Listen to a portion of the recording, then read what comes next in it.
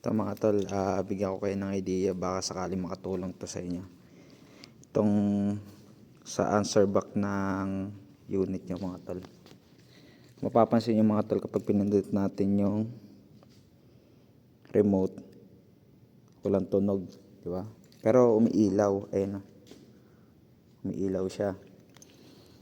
Para gumana yung answer back na ito mga tol, ganito lang gagawin nyo. Kasi ito malaking tulong to mga tol, lalo na kapag nasa nasa parking.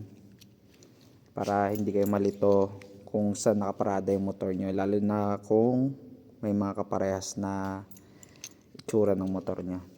Gagawin nyo lang mga tol, wala kayong ibang gagawin dito sa remote, kundi ayan lang.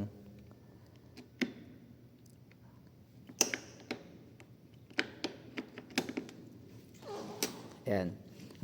In-straight ko lang muna mga tol. Ayan. Ang gagawin nyo lang,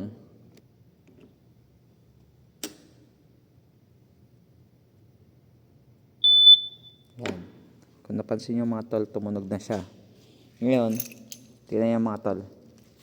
Pag pinindot natin siya, ayan, di ba may tunog na yung answer back niya mga tol. Sana nakatulong sa inyo yung kahit konti mga tol, para kahit pa paano may idea kayo kung paano siya i-on kapag di gumagana yung answer back. Yun lang mga tol.